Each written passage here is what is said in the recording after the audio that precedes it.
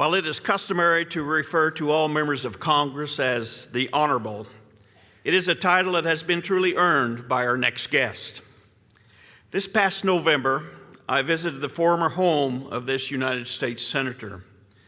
I hope you don't consider me rude for saying that it was dank and depressing. It was the infamous Holo Prison, also known as Hanoi Hilton. And it is not a nice hotel like this. The son of an admiral, our guest today, was offered early release from the POW camp, but he turned it down. He endured torture and hardship for nearly 6 years. After Operation Homecoming, he continued his Navy career and retired as a captain in 1981. He has represented Arizona in the U.S. Senate since 1987. Best known as the 2008 Republican nominee for President of the United States, he boldly embraces the American Legion pillar of a strong national defense. A graduate of the U.S. Naval Academy, he is a member of Arizona's American Legion Post 2 and currently serves as a chairman of the Senate Armed Services Committee.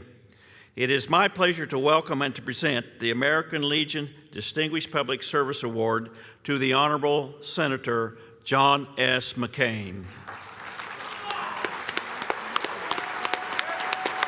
Hello, Senator.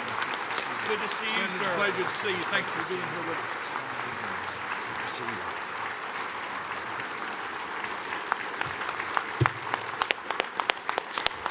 us. Well, thank you. It's a great honor to be with you today, and I'm grateful for the opportunity to say a few words to you at your annual conference. You're come here to help us try to do the Lord's work in the city of Satan, and I'm always grateful for that.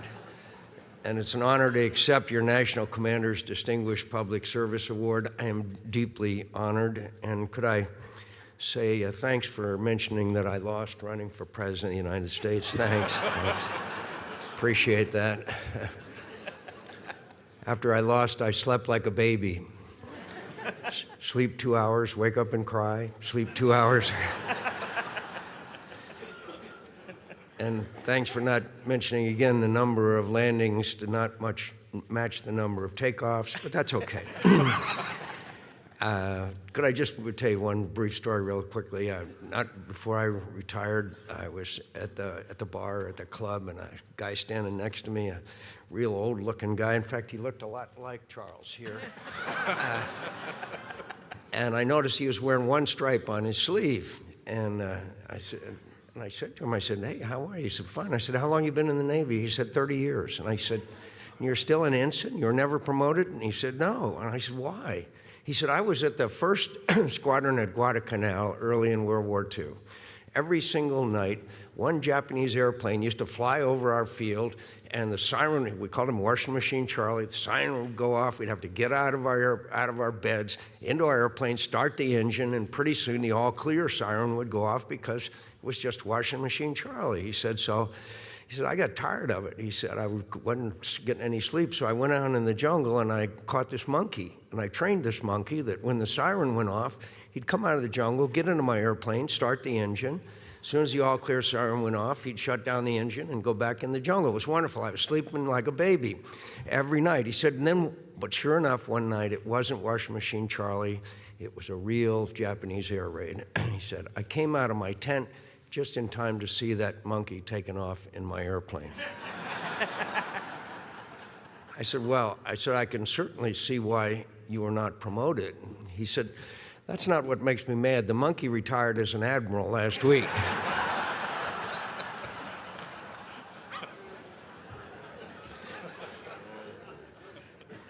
Most admirals don't enjoy that joke. I want to thank you, friends and comrades, and I did want to make one additional comment. As you know, there was recently a brave effort in Yemen, and we lost an airplane, we lost a brave American, and several wounded. All of us here at one time or another probably lost a comrade, and there's nothing worse than that. And sometimes missions succeed, and sometimes they don't succeed. but it doesn't have anything to do with the bravery and courage and sacrifice that those brave Americans made. And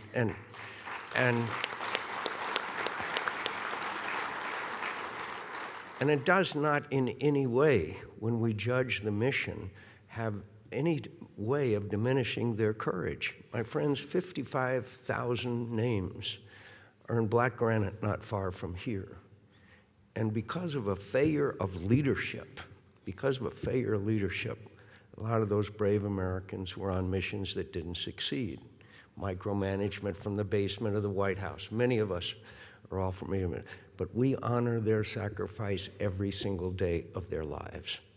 And to somehow equate whether a mission succeeds or not with their bravery is a failure to understand the courage and sacrifice, because these brave Americans, when they're told to go, they go. And that's what America's all about. So we're living in a very dangerous world, my friends. We're in probably the most dangerous world that we've been in 70 years.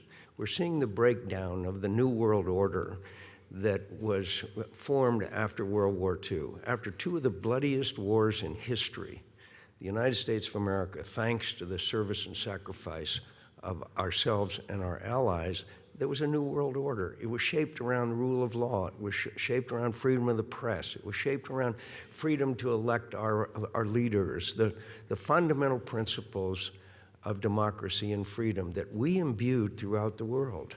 And of course, my genuine hero always will be Ronald Reagan, who won the Cold War, in the words of Margaret Thatcher, without firing a shot, because he stood for what we believe in during the Cold War. He stood for supremacy. He stood for those people. When he said, tear down that wall, that was a call for freedom. And after that wall came down, we heard from people, they said, we heard Ronald Reagan. We heard him on Voice of America. We heard him on Radio Free Europe. And they were so grateful. And they were grateful not so much because of our military power, because that was essential, but they loved us for the message of freedom, of democracy, of human rights, of freedom from the slavery and the gulags of the then Soviet Union. And now, my friends, we're being tested again. We're being tested in the South China Sea, where the Chinese now are filling in islands that they have no business doing, gross violation of international law. We now have 6 million refugees out of Syria, 400,000 dead. We now have Vladimir Putin dismembering Ukraine, occupying Crimea, and today as we speak, he will be testing this new administration. And so we are in very challenging times, and we're seeing, of course, the possible breakup of the European Union. And by the way, we are seeing Russian interference in the French election and probably in the German election.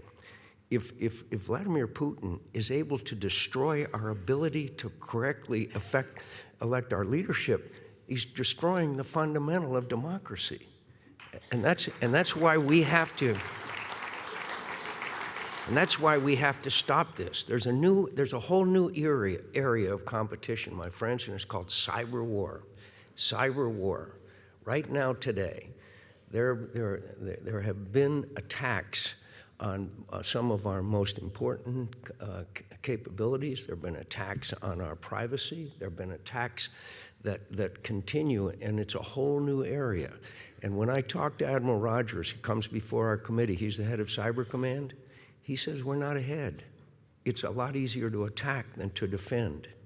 And so we've got to address this whole issue of attacks on everything that we hold dear, our privacy, our secrets, our capabilities, and that's an area that I know that you are concerned with. So we are now in an era where there's more strains on that coalition, that new world order that was formed at the end of World War II, that was won at the sacrifice of so many brave Americans, so many.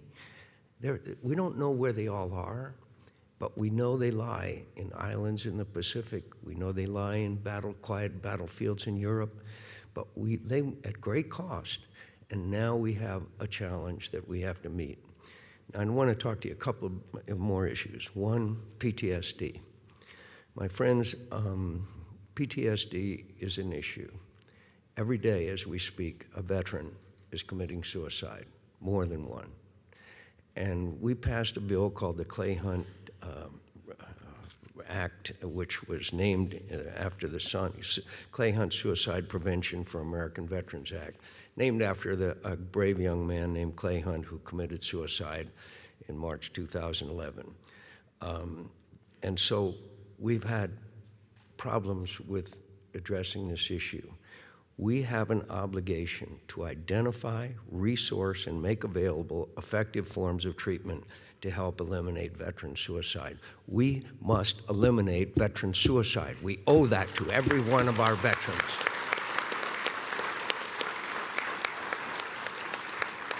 I'm proud that the VA, working closely with my office, has turned Arizona to become a national model for addressing the crisis, has homed the Arizona Clay Hunt Mental Health Pilot Program. And by the way, the new Secretary of the VA, Dr. Shulkin, has committed to making this one of his highest priorities. One other, what I want to talk to you, I'm embarrassed. I'm embarrassed that in Phoenix, Arizona, the scandal began. In the Phoenix VA, 50 veterans, as you know, who were on a non-existent waiting list, died. Veterans need the American Legion today more than at any time in ever. We need you.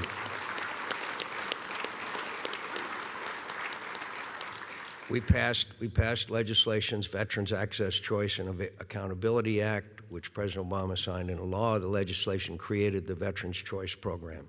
I know there's some controversy about that, but let me just say, I believe that the VA does the best job of anybody on PTSD, traumatic brain injury, other prostheses, and others.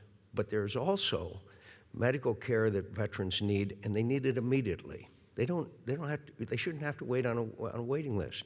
People who are on Medicare, my friends, they're not on a waiting list. They just go out to a health care provider and get that health care. So what I want our veterans to be able to do is when they need the specialized care that only the VA can provide, we should make sure they have that. But if they have a routine health care need, they ought to just go ahead and be able to call up and make an appointment and see a doctor, just like people on Medicare do. I want our veterans to have immediate care, whether it's at the VA or whether it's another healthcare provider. No one should be on a waiting list for days and weeks or months. No one. So I will hope that at one time we had 15,000 veterans in Phoenix, standing in line for care, including dozens, as I mentioned, who died. We can't do that. We can't do that to our veterans. So we live in interesting and challenging times. I am honored to be here with you today, as I'm always. Those who I love most and know best are those that I had the great honor that was just mentioned too, serving in a hotel far away from here. And those people are those who I had the great honor and privilege of knowing and loving. Some of them have left. Some of our fellow Vietnam veterans have left us. But I am the person I am today. If there's any small measure of success that I've achieved, it's because of the comradeship and the love and struggle that we waged together, my friends and fellow POWs, that we were proud to come home with honor. And I'm honored to be with you today. Thank you. Senator, thank you very much. Appreciate you. Love what you do for our country. Thank you, Senator. We got to unveil a plaque there for you.